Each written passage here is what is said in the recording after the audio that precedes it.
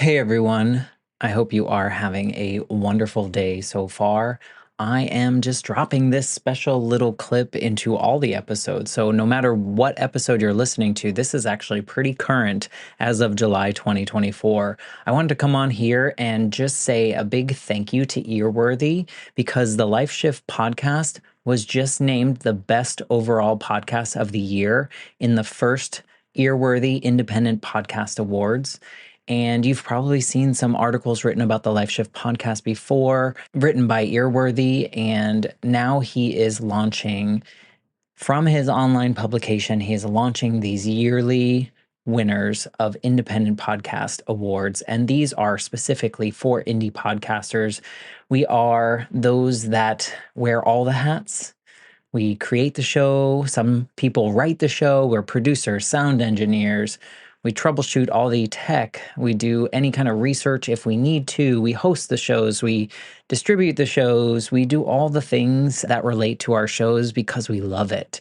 And it's so nice to see my name in a list with some other amazing podcasts like Multispective, which won Best Life Lessons Podcast. Salad with a Side of Fries won Best Health Podcast. Bippity Boppity Business won Best Business Advice Podcast. And there are so many more. And so I just want to come on here and say thank you to Earworthy for not only doing these awards every year and just honoring some of us indie podcasters that sometimes feel like we're just shouting into the void, but we're not. We're just doing what brings us joy, and hopefully through that work it brings other people joy. In my case, for the Life Shift, I hope that each episode finds the ears that needed to hear it the most so that they feel a little less alone in their circumstance.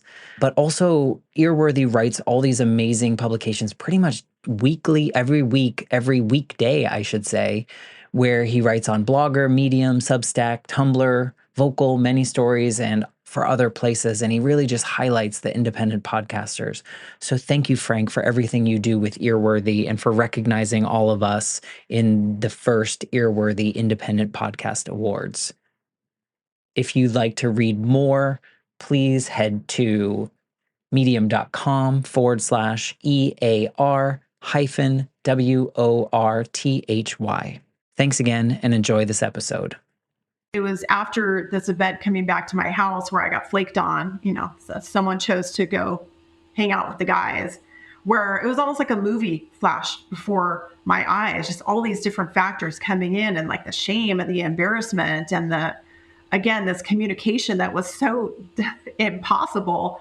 And there were some other factors that I'd been ignoring to a certain extent, some financial things that had been occurring that it just had been happening. So it's like a lot of different things imploding. And it was after that event at my house with just my mom and the kids where I just broke down in tears. I'm like, it's all crashing down. I'm starting to see things for what they are, and I can't paint them to look different. I can no longer ignore them. They're right in my face, and the brick wall is crashing on me, and it's crashing hard. So this particular event might look like, a little, a preschool graduation, but it was everything at once. And I think it was the final crux, I think, was just this deep shame and embarrassment. My guest for this episode is Kate Walker. She's a businesswoman, an author, a parent. She's really navigated some significant life shifts to become the person that she is today. Her journey is one of transformation and resilience. It's of facing challenges head first, making tough decisions, and all have ultimately led her to a life of personal and professional fulfillment. In our conversation, Kate opens up about the dichotomy of her life, where her professional life was thriving while her personal relationships were full of struggles. She shares about her decision to end her marriage, a choice that demanded a great deal of strength, resilience, and especially self-awareness. Her story underscores the power of making tough decisions for personal happiness and well-being. I love the connection from the Life Shift's goal of these candid conversations and the fact that Kate's new book is titled A Candid Conversation: Lessons in Life, Love, and Leadership. Before we get into this conversation with Kate Walker, I wanted to thank all the Patreon supporters. As a solo podcaster, any support is greatly appreciated. And if you're interested in directly supporting the show, please check out patreon.com/the Life Shift podcast, and you can learn all about the tiers that are there. So, without further ado, here's my candid conversation with Kate Walker. I'm Matt Gilhooly, and this is The Life Shift, candid conversations about the pivotal moments that have changed lives forever.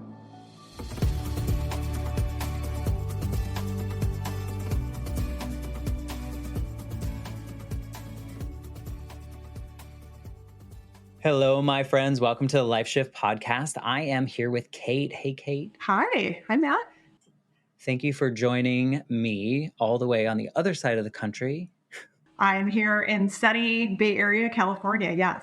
Well, thank you for being a part of the Life Shift podcast. We were chatting a little bit before recording that, I'm over 100 episodes now. And I don't know if you know, but this podcast started as a class assignment in a master's degree program. I got a second master's degree during the pandemic because I was kind of bored and I wanted to reactivate my brain a little bit. And I just took a random class that was about podcasting, and it was an assignment. And here we are, 2 years later. Here we are. That's amazing. Congratulations. And what I love is that everyone's story is so different and lots of different experiences. But what I'm seeing is how much we all have in common compared to how many differences we're told that we have or things that we fight against. And so I know that your story will have areas that resonate with a lot of people. So I appreciate you bringing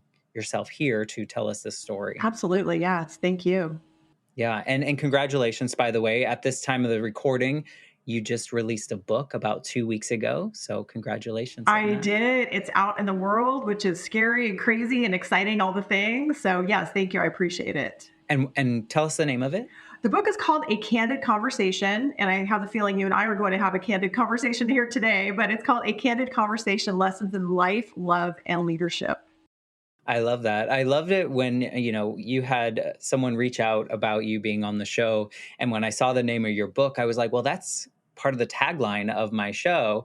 And it's basically candid conversations about it's so funny. I know. So I know. I'm excited to be here to have the candid conversation. I think it's so important too. And I think what I love about this journey on the podcast and having these conversations is I don't do what they tell you to do. They tell you to research everyone, come up with these questions, have everything like that.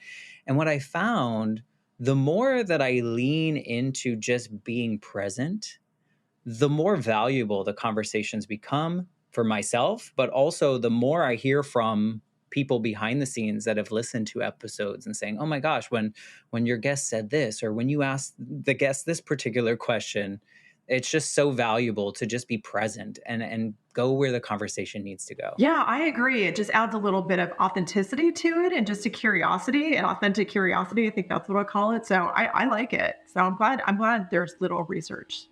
Thank you for not researching me. No offense. I think, just about your book title, the words leadership and candid conversations seem opposing in my mind based on the experiences that I've had in my own professional journey and kind of the things that I had to unteach myself through this podcasting journey. And I talk about this active listening component a lot, and how in the before podcast days, I would go to meetings or something like that, and it would always be me waiting for the next silence to say the next most profound thing, or bring up a question that nobody had ever thought of before. Whereas now I'm I'll think of that. And if I forget it by the time there's silence, yes, it's okay. Yes. Keep it natural. Yeah. Keep it natural. Keep it going. Yes, I agree. Awesome. Well, let's get into your story, but I think it'll be helpful to just maybe if you could tell us a little bit without giving away too much, who you are now and what you do now. And then we'll have you paint the picture of what life was like before this moment that we're going to talk about today. Yes. Wow. What I do now, I feel like it's changing by the day. What I do now, my goodness. I mean, I've been a parent for a long time. I have a 20-year-old and a 17-year-old. So that's a big part of my story. And I share many stories in the book. So that will be ongoing forever. being a parent. I'm also a businesswoman. I quit corporate back in April 2021 to start my own business. So I'm a solopreneur, entrepreneur, doing my own business. At this point, I'm an author. The book, it's out now. It actually did hit Amazon bestseller status. So that's a little Awesome. nuts. Yeah. So I'm doing so many different things. And I feel like I'm in a place of life where I just feel pretty good. I feel more and more settled in. Of course, we all have the things that we're working through, myself included, but just feeling like some decisions I've made leading up to this point were the right decisions. I mean, I know I'm a work in progress, but I feel like, yeah, many pivot points, many decision points have led me to where I am today. And some of these decisions were not easy. Yeah, it took a lot of courage and being brave on myself, being brave to do certain things, but have led me to where I am today. And I feel pretty good. Yeah, I mean, you talk about it like, I mean, you can see the light in your face when you Oh talk gosh, about thank where you. you are. We'll find out where you were in just a minute, but There was I mean, not as much light at you previous can times. see, you know what, I see like, I think it's confidence that I see in like, yeah, like I did that and I'm Yeah. doing that and it feels good and rewarding in a way. So really interested if you could kind of paint the picture of what your life was like leading up to this shift that you kind of we've identified in a conversation before this of how your life turned into what it is now. Yes, and I write in much more detail in the book, so I know we'll just catch just a little bit of it. But I grew up in Sacramento, California, and I guess in hindsight, I was just kind of a geek, kind of a dorky girl, really trying to fit in and be popular, and that didn't quite really line up for me. But of course, lessons learned. And I went away to college in San Diego, and that's where I really started to find more confidence in myself and confidence in building a career or starting to think about what that would look like. And for me, throughout my life so far, I really have felt like career has been a really enjoyable container for me and has been a place of meeting great people and having great opportunities and learning so much. And that's been interestingly just a very safe, compartmentalized space for me. Career that these are happy places for me, and in relationships, those were friendships and even family dynamics and romantic relationships. I'm not quite sure why. I mean, I'm still learning as I go, but those were more challenging spots for me. And in the book, I write about a relationship I got into in my early 20s where I met someone and began to date this person and ignored yellow flags and red flags for a lot of different reasons, and then went on to marry this person. And that was a really, that those were, I mean, many bright times in that relationship, but also unfortunately many dark times where I had to do a lot of reflection about what I was doing and what I wanted to do and why am I doing, and just beating yourself up and over analyzing and thinking and stressing and all just so much going on.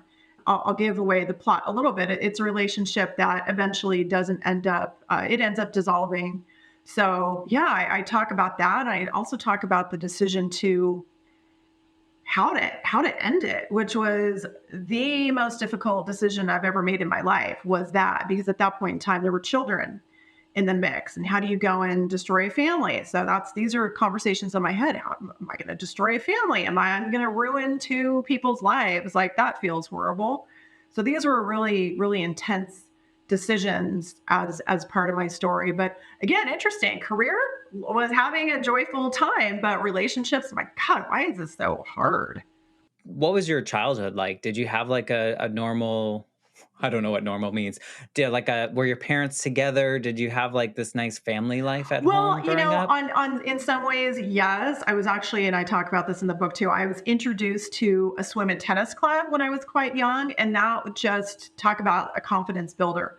I learned how to be competitive on a tennis court. I learned how to be a really excellent swimmer. There were all kinds of activities available and social activities. So that was another part of it. So that was a real bright spot.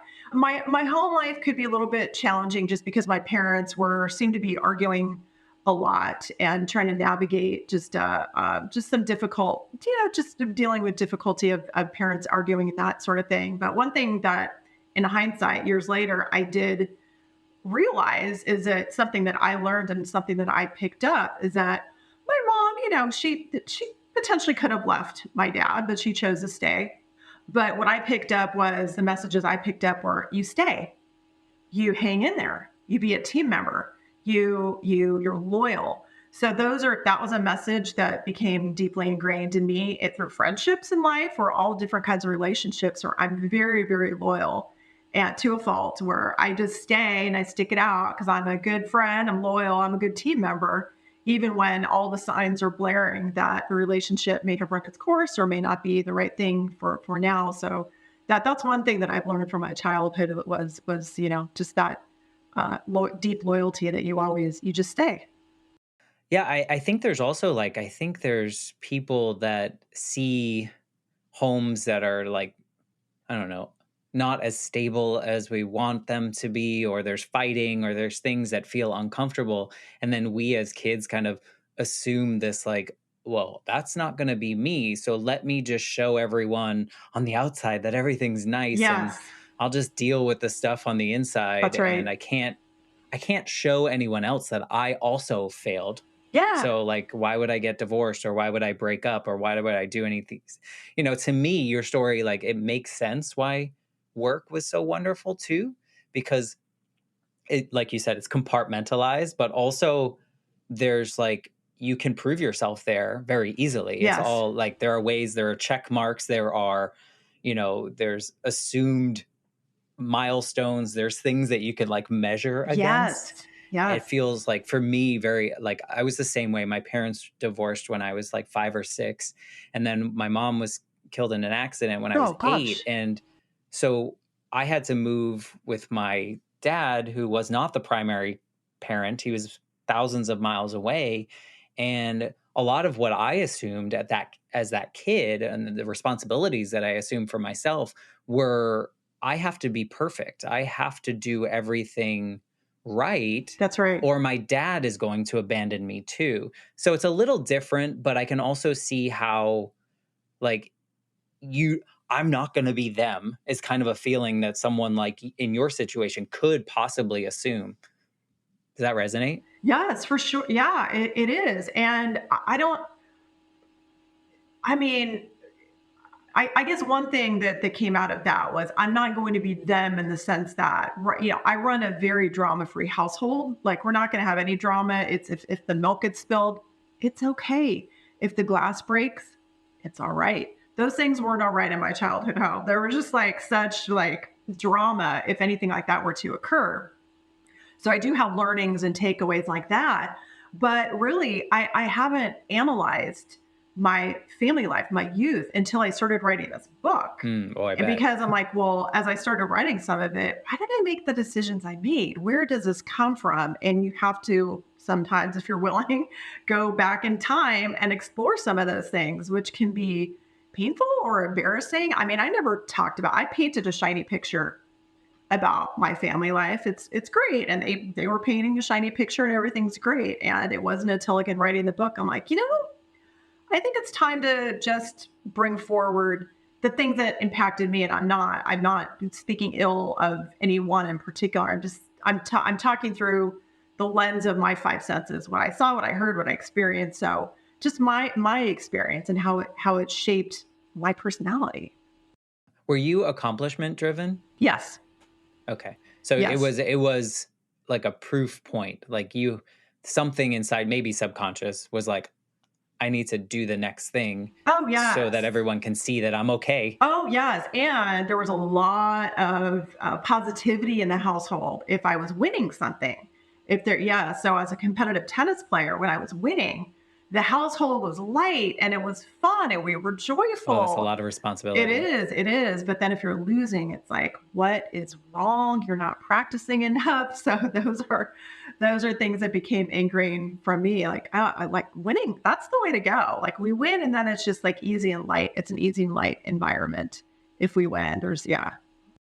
That, I mean, makes sense to me. I talk to a lot of people about this like checklist life of like, you just do the next thing and everyone, like, that's the approval that you're seeking. And then the next thing doesn't bring the exact approval that you were hoping for. So like, oh, maybe it's the next one. Maybe it's the next one after that. It is. It's I mean, in hindsight, dysfunctional, or there's some irregularity to it, But I but think it's common. I don't think I think it is yeah. too. Yes, yes, I think it's more common of times gone by than it is as much now. I think potentially people are a little bit, yes, you know, I'm sure there is still that, but I feel like, I grew up in the 80s and 90s, and I feel like everything was like swept under the rug, and like you only talk about the good things, you only talk about the yes, successes, yes. everything that's bad is like behind, we close the door first That's and then we right. talk about it. That's right. That's Yeah. right. Yes, yes. So as you were going through this relationship, did you see these signs before you got married? Did you see these signs before you had kids? When you had kids? Was this like a I'm gonna fix this someday, or I'm just gonna ride it out? Yeah, it was.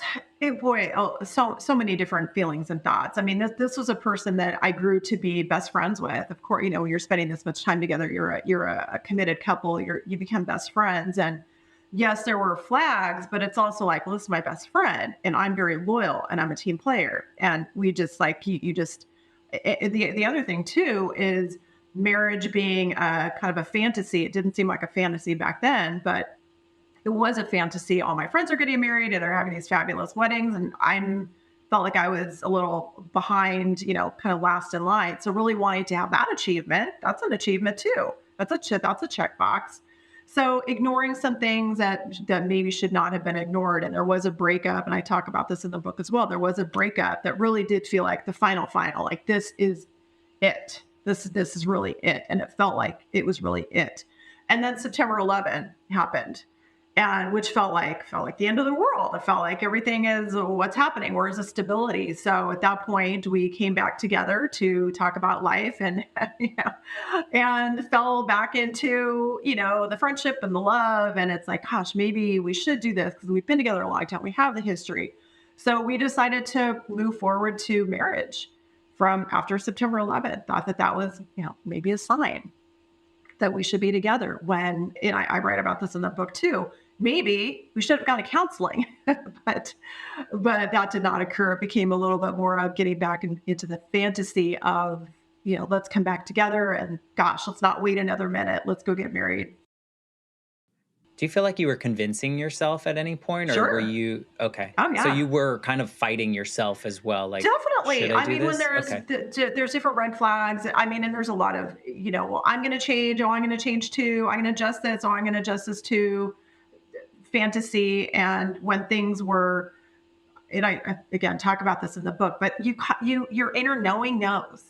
Your inner knowing knows that something is wrong, something is off, something is not meant to be. So it's really this fight, and I guess you call it ego, wanting the now, wanting the satisfaction right now, and then the deeper intuition saying, I don't know that this is really it. But again, that kind of the fantasy, like, well, I want the fantasy. So let's get in that lane. Let's get in the fantasy lane. So yeah, there were definitely signs. And do you think those decisions were for yourself or for the perception of you that Both, others had? Okay. both. Yeah, both. Because I could see how, like the things you were talking about growing up and those kind of things. It's like, well, other people also need to see that you're in this quote unquote happy relationship, or yeah, they need to see the proof that Definitely, everything definitely. is good. What better proof than getting married? I mean, my goodness.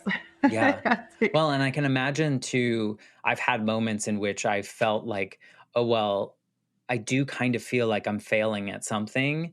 And then I like convince myself that I'm not in some kind of way to like to circumnavigate that pain. Definitely. Yeah, definitely. I think these are natural human behaviors. And unless we take the time to really go deep and think about it, which I wasn't, I was seeing therapists before, I think before September 11, really trying to analyze it. And it was maybe by way of some of those conversations that led me to say, there are red flags here. Maybe we need to go in a different direction. And then, the other life circumstances happen. So it's tough being human. All kinds of emotions are happening.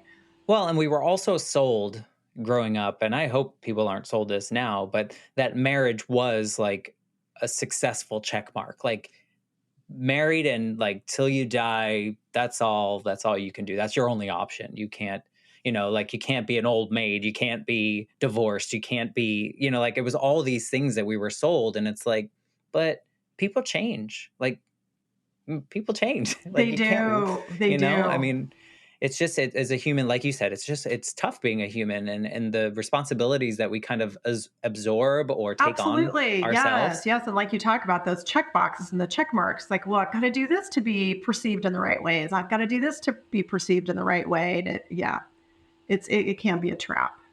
So how did this relationship kind of build to its like volcano like moment? Was Conclusion. there like, yeah. Having two young children, I mean, and I love my children to pieces. It's especially when they're young. Those are hard years, really hard years, caretaking and nurturing and loving and trying to find the right preschool and all these different things. And while all that was going on, we were also in the process of we were living in San Francisco at the time and in a flat that was served so many beautiful purposes for about a decade, and then it's like, okay, this is getting too small. So in the process of trying to move and find a better place, and ended up in a fixer-upper of all challenging things to be a part of.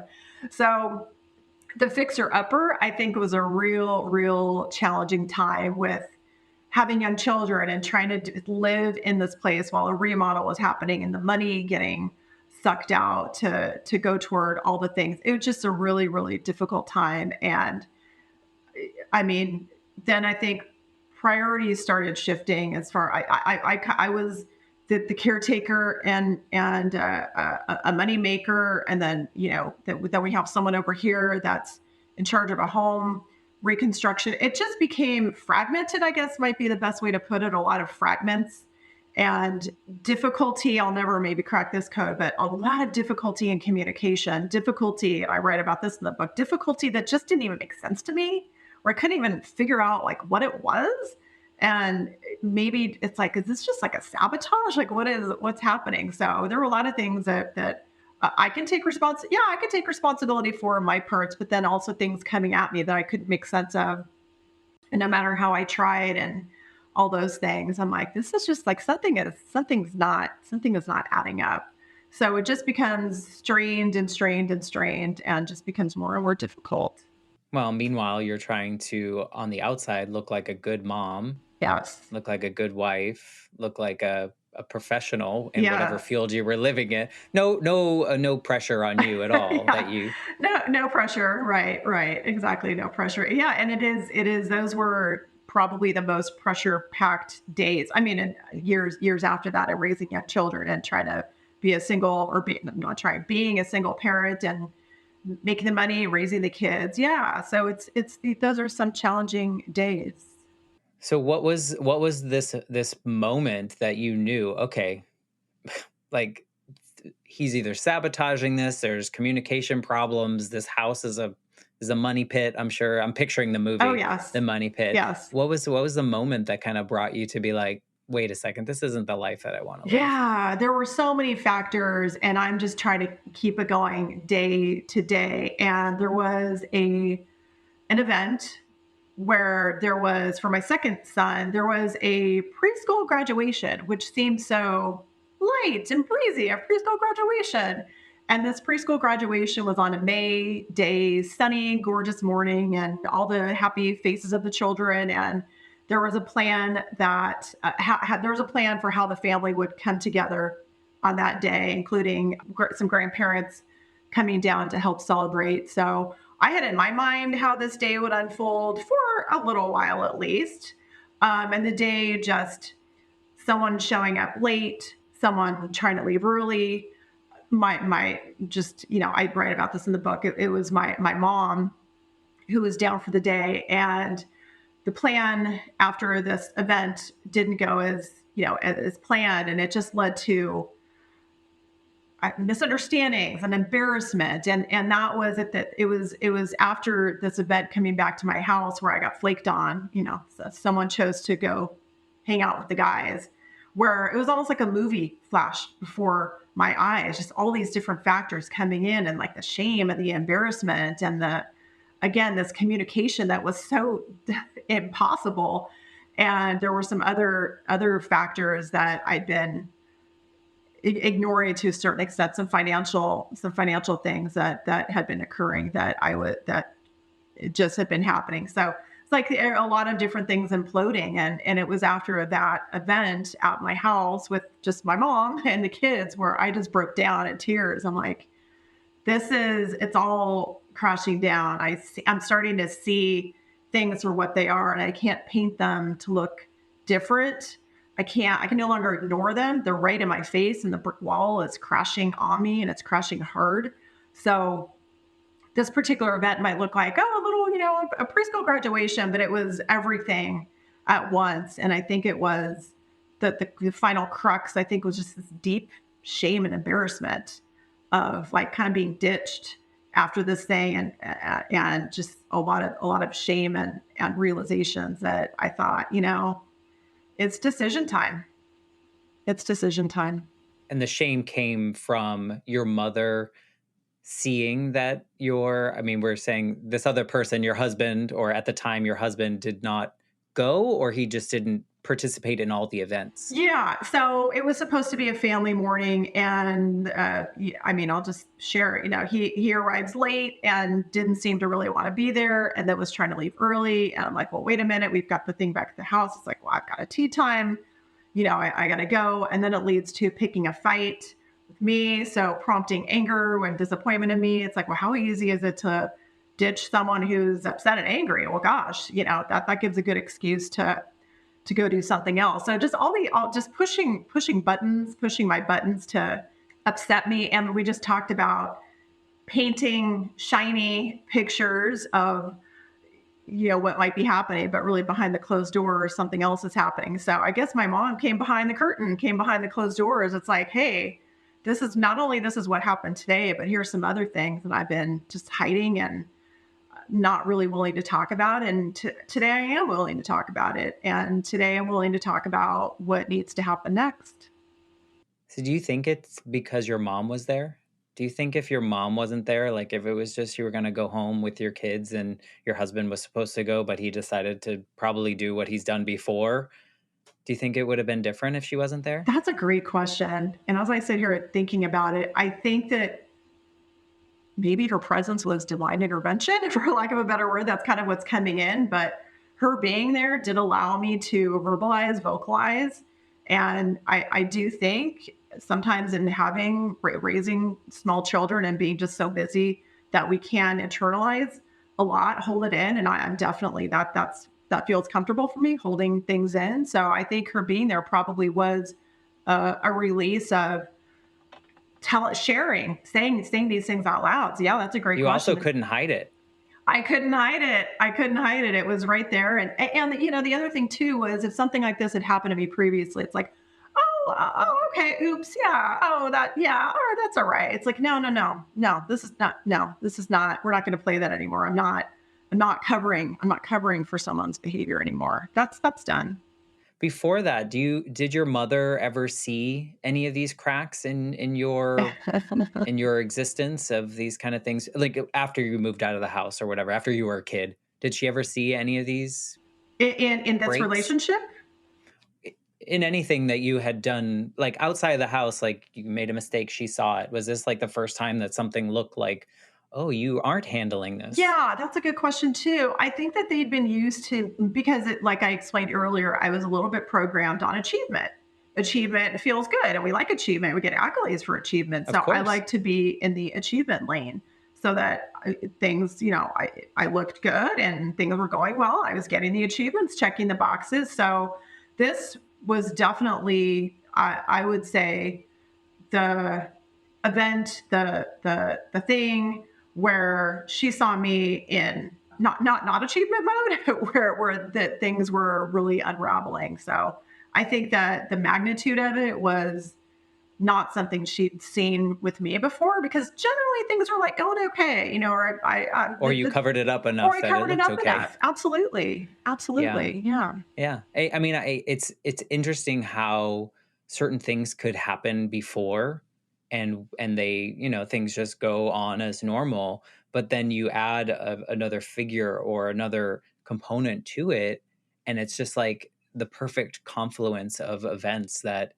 kind of allow you the beauty of seeing what's really happening and really breaking and understanding that all of it is okay and all of it can be something that you can work towards, but you have to be honest with it and you have to like set it all out here and be like, Yes.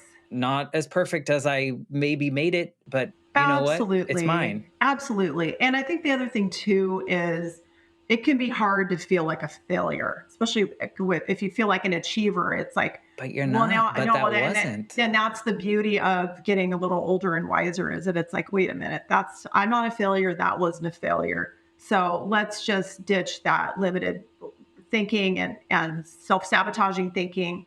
So yeah, but it can be hard been when you don't like to fail and then something of this magnitude it can really kind of knock you down and it takes a while to wrap your mind around that it's okay and you're going to be okay.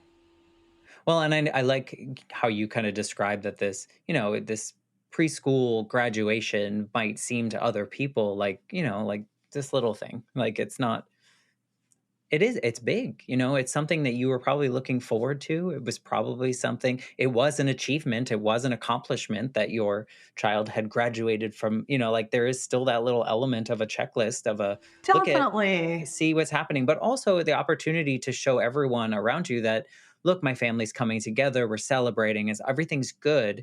And it turns out that it was like actually even better because even though it was a big mess for you and it was a big like it did something for you. it It was a cracked it you was a in a turning way that you point. needed. Absolutely, it was the oddly, strangely, weirdly, it was the biggest turning point of make And you look of the back at it and you're decision. like Yeah, preschool graduation, but I know, I know. everyone should be so lucky to have these moments in which they're like an awakening kind of a moment. That's a great way to put it. It was an awakening. And it can feel like, again, it was messy and all that. And it's not until you get a little further down the road where you can look back and say, oh, okay, all right. Yeah.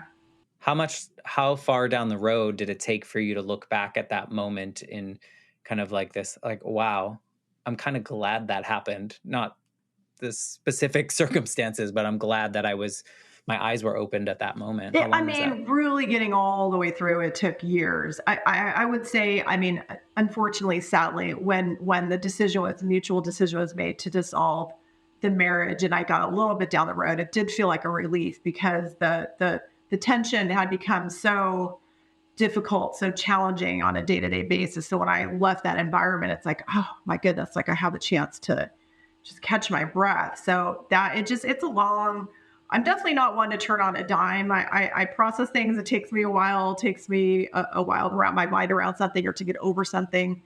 So it took a lot. It took a long while. And it was, I pulled this out of my memory when writing the book just to talk about a situation. But until I was talking with you, it's like, what was the kind of pivot point to make that decision? It was this event that really was it. After you had that moment with your mom or those moments with your mom and you had that, did you feel any kind of, was there any bit of relief? Because I know there's probably super overwhelming of all the things that now you need to do and deal with, but was there any lightness? Was there anything that felt that way? Yes, for sure. Because I think also that looping in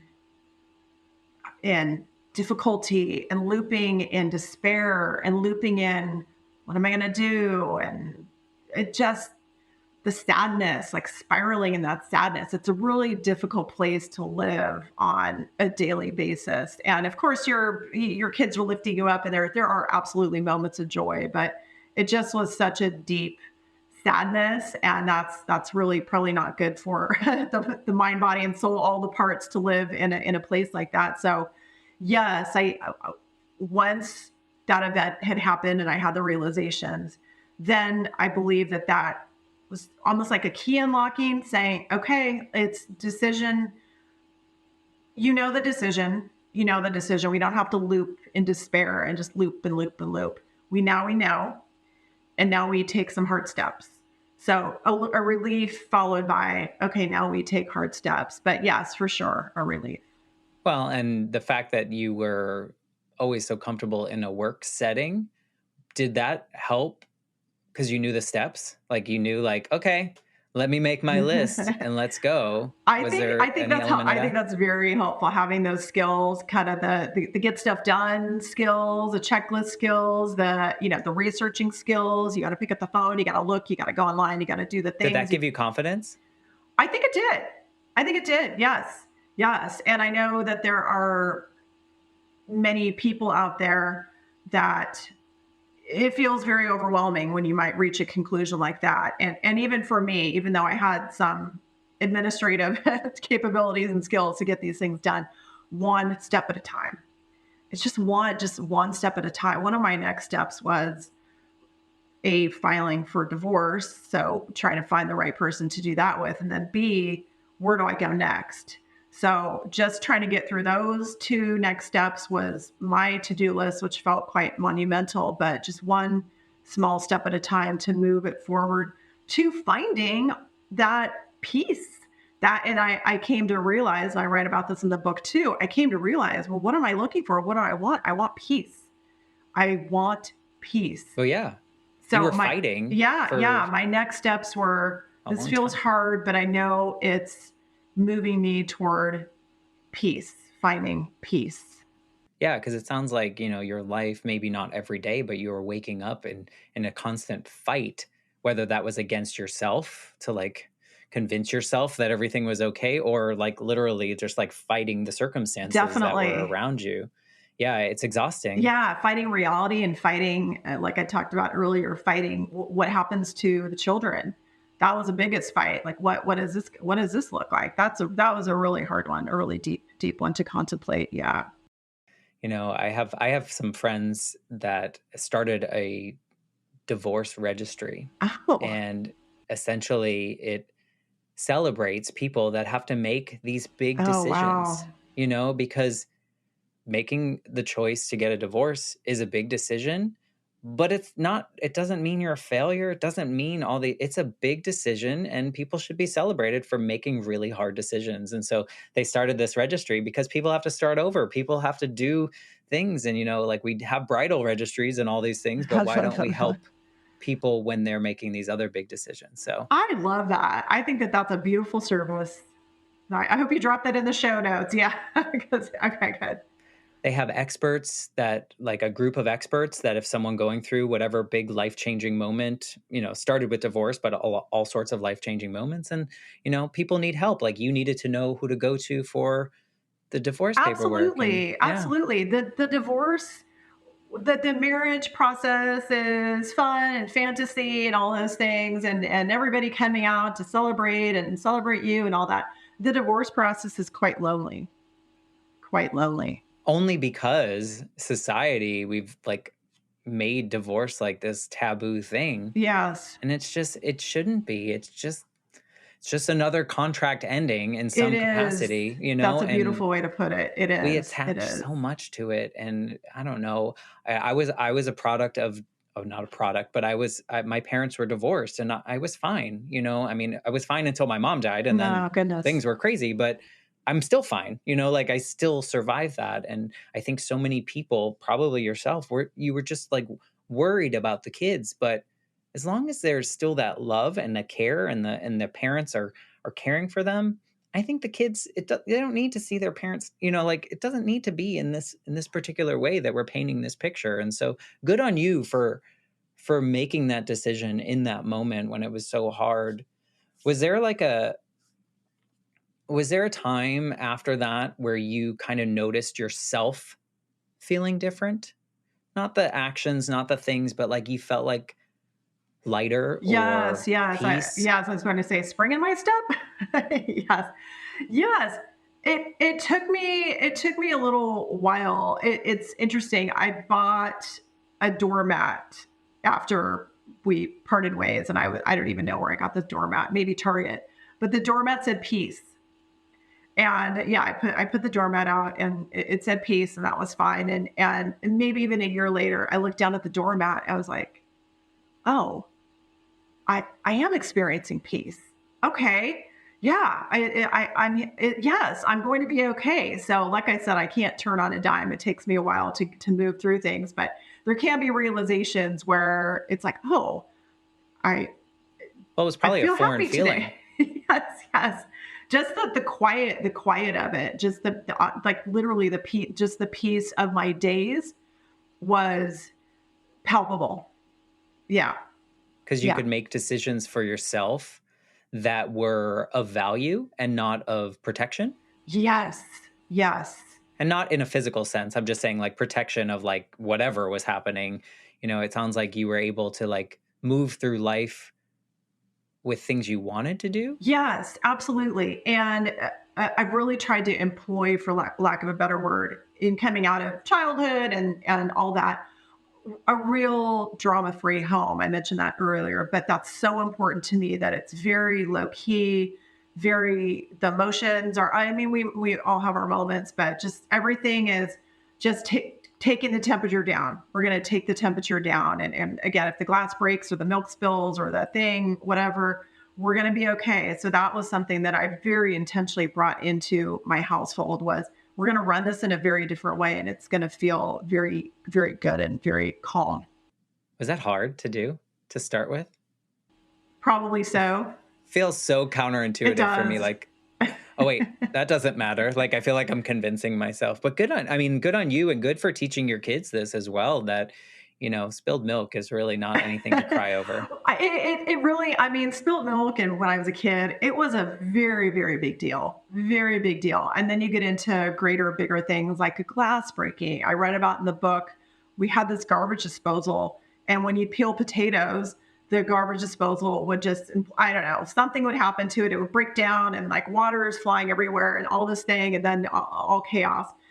I mean, if that you just never wanted the garbage disposal to break down because it would be a hard like week maybe or longer. And it just those things, I just can't let things like that bother me. I have to really take it all in stride and really measure like, is this really a big deal or not?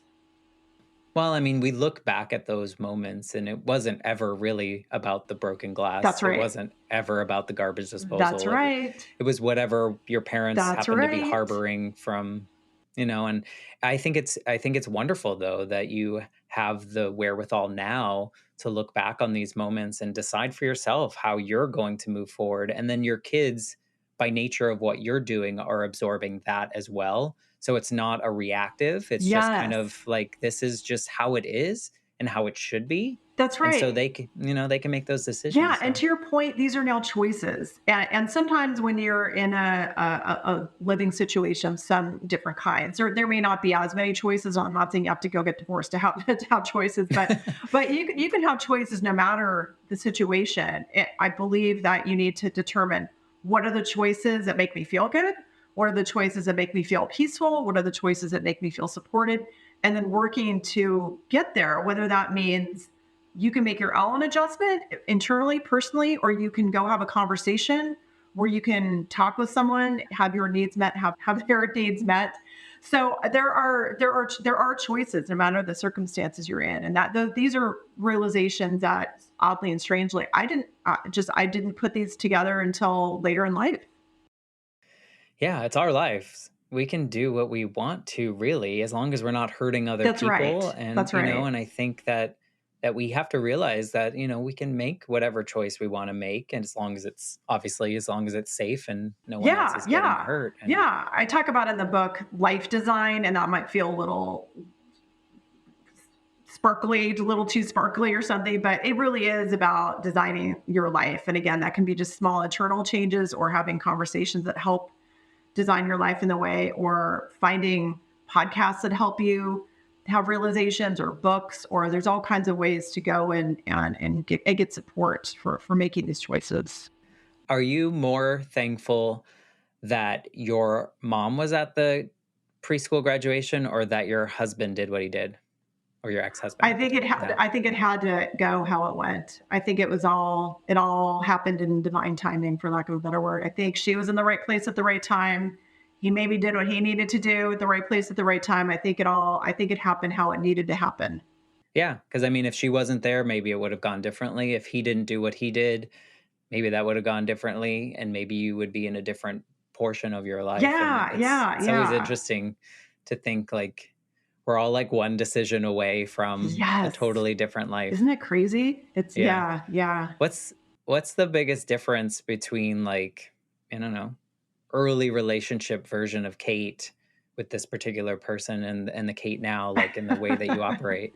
That is a great question. I think I'm definitely a work in progress. I'm not sure if I'm over indexing on being really too stringent on what I'm looking for. I'm actually, I mean, I'm divorced. I'm not in a relationship right now, but it's taken me a while to really reflect on what will work for me now, because I thought I knew what would work for me back then, and I still am unlearning some behaviors that I had learned from just growing up, and all of those different things and societal expectations. But it's really being true to what will make me feel good, and I keep going back to the word peace. Like even friendships, what relationship am I going to go into? There's mutual respect, mutual kindness. There's peace. There's a feeling of peace and ease, and if values aligned, all those different things. So I'm much more thoughtful these days on any level with any kind of interaction that I have,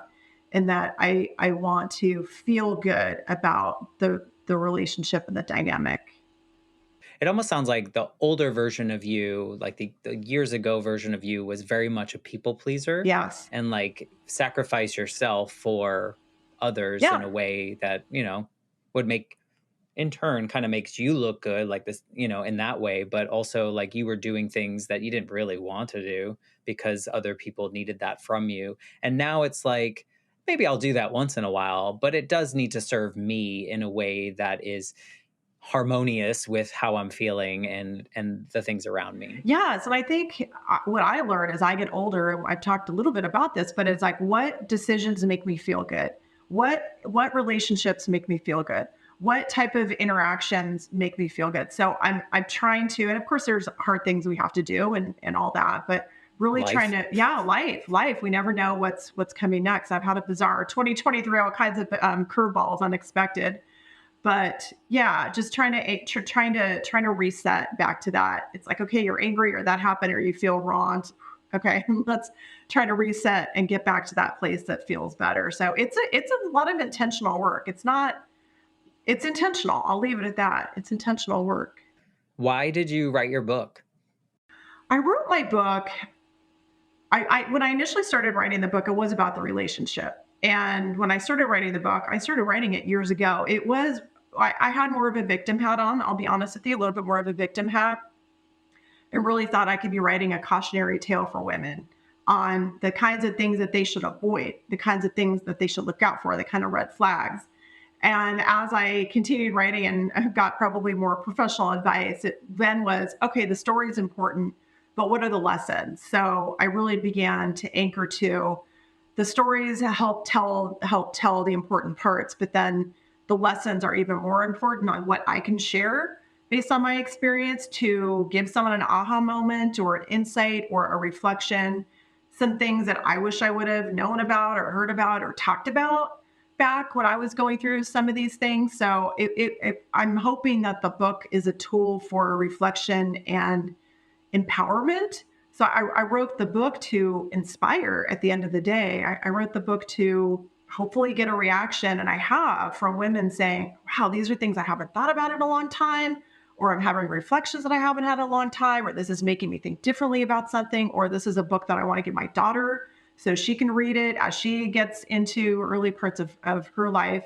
So those it's surreal, some of the feedback, because when you're writing the book, you're just in it, and to actually have it impact, it's insane. Do you feel that writing it helped you more than you expected it to? Because it sounds like, like you had different versions of it. And Well, it's interesting because I don't know that the writing part was cathartic. I almost okay. felt like, and I can't even describe it. I've been giving more thought to this. There was like an impetus. There was something driving me to keep going. I don't know if it's like, my inner being, no, like inner being, maybe like something on a very, very deeper level, like just keep going, something a little deeper. Spiritual might be too strong of a word, but there was something, it's like, okay, I'll keep going. So kept writing, kept doing the thing. And it really wasn't until I actually had to move in 2023, which was unexpected. So I had to go through the garage and this closet and that storage bucket, and found all of my journals from, probably a couple of decades of journals talking about this thing and complaining about that thing and the to-do list for that thing. And as I was moving and I was coming down the home stretch of writing the book, I thought, I've captured what I wanted to capture in the book as far as maybe historical perspective or my story, capturing, documenting. So I ended up talk about it in the book. I'm giving away all the all the cliff notes on the book, but talk about it in the book. I threw every single journal out, everything, any kind of note, any kind of list, any kind of anything. I threw it all out because I also had the feeling you don't need this anymore. You've been through it, you've done it, you've lived it, you've captured it, you've written a book. Like I felt like releasing the journals was releasing a stagnant energy. And I know people like Oprah keep their journals for decades and decades and decades as historical artifacts. And I measured that. I weighed that when I was looking at these gigantic stacks of journals. Like, am I supposed to save journals? Like, am I a bad person because I throw journals in the trash? It feels weird. It feels like I shouldn't be doing it. But when I browsed through most every journal to see, it just felt like, what, now's the time to lighten, to lighten. And it did feel. So I think it wasn't until I threw the journals, I had captured everything in the book that I wanted to capture, threw away the journals. I'm like, okay, now I feel Peace. yes. Yeah, I don't think that's a bad thing. I think that they serve their purpose. They, those journals, they did what they needed to at the time, I right? think You were able so. to get those things out, and that was your choice to toss them. And I think that's wonderful, and you should be celebrated for that. I don't think there should be any kind of thought beyond that. I think it's important that we do the things that feel right. And it sounds like that's kind of the space you're in these days is choosing the things that are best aligned with Yes. how you're feeling and the Yes. peace that you're looking for. I think it's wonderful. I was curious about as far as like some people write their book with, and there's a lot of personal components in it, and it is really cathartic. And I find writing to be that way for me. I find it looks much worse it looks much worse in my head than it does on the paper. Yes. Yes. And you're like, okay, I can deal with that. I can handle that. Up here, it feels like everything's going out of control. So I was Yes. curious. It's interesting that though the release really came after the fact, I know. almost Isn't that kind of when the strange? book. Yes. Yeah. I never would have guessed it, but Was it that's weird when it went out into the world though? yes. Was there peace Yes. there? No. No. But now that it's out. Yes. And the way that my experience worked is we had pre-readers for the book. So I had to choose a handful of pre-readers. And that was a very, very nerve-wracking point of this group of people is going to see this book. And I felt like it was going to be, I really didn't even know what type of response or reaction I would get from the book. I didn't even know. I couldn't even wrap my mind around it. So the thing goes out to the pre-readers. And I really expected just complete silence. Like they would take 2 weeks to read it and they maybe write what they thought about it. And I just didn't know.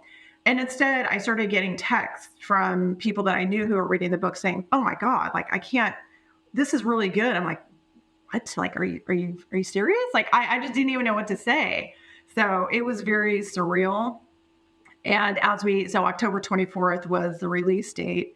And it's like, okay, like no turning, and I knew there was no turning back. And I knew that, but it was very scary to, especially, I call it a candid conversation. I share, and you and I have had a candid conversation. I share a lot of personal stories, and I can only share these stories in hopes of serving women or serving communities, serving people who might benefit from the story. So I kept anchoring back to that. Like, it's okay. Like it's okay.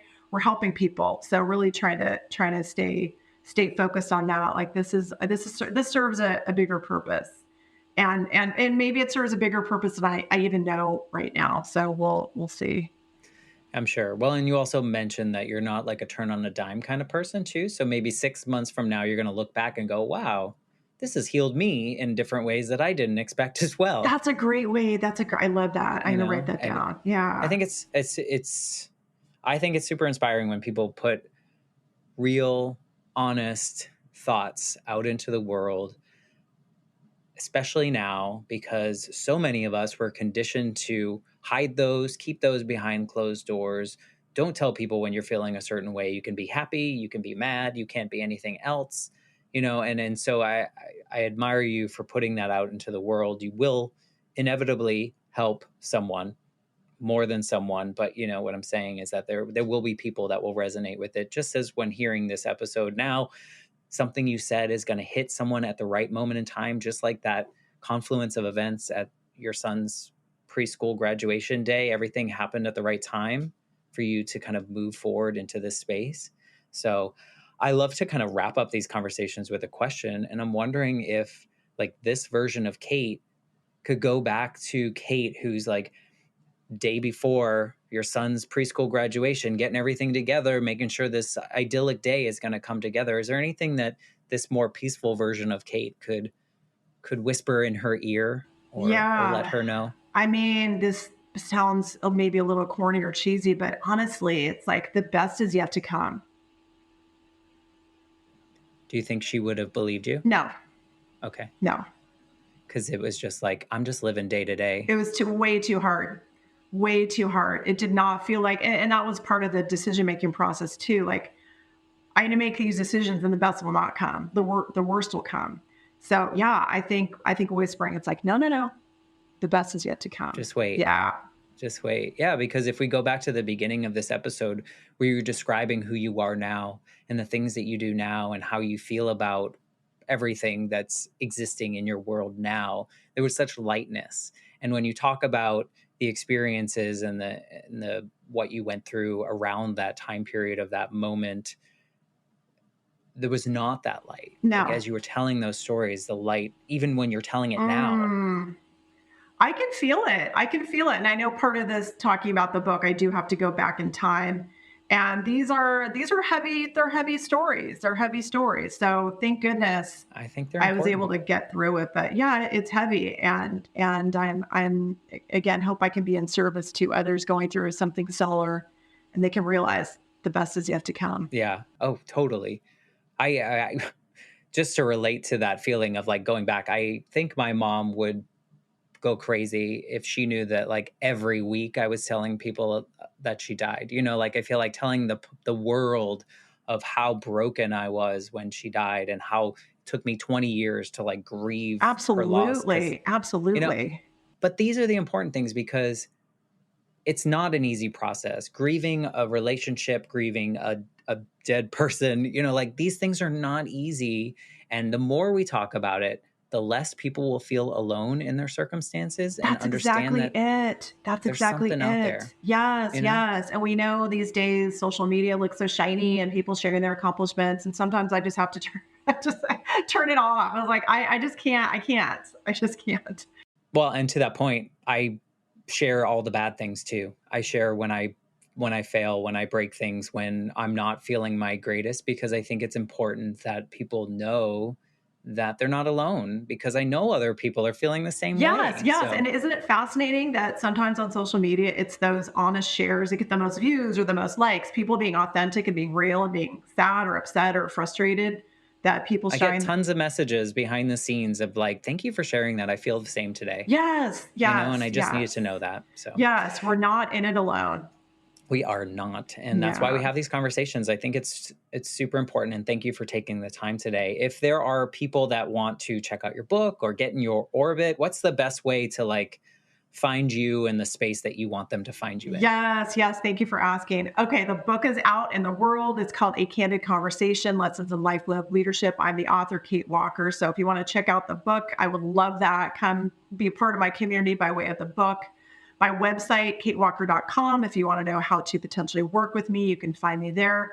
I am on the socials, Instagram at the Kate Walker. I'm on LinkedIn, Kate Walker comma SPHR. And if you do come and find me, let me know where you found me. Did you find me by way of Matt's podcast here? Let me know. People come in and I don't know where you found me. So let me know, where do you find me, and let's be friends.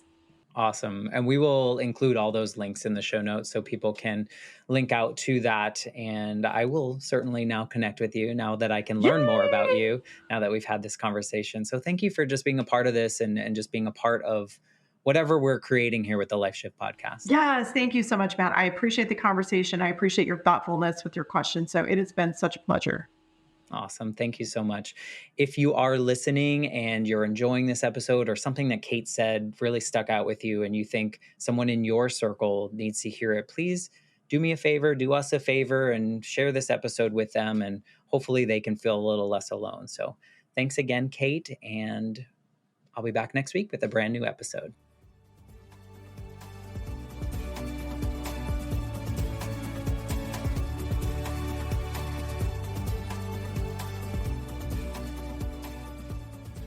For more information, please visit www.thelifeshiftpodcast.com.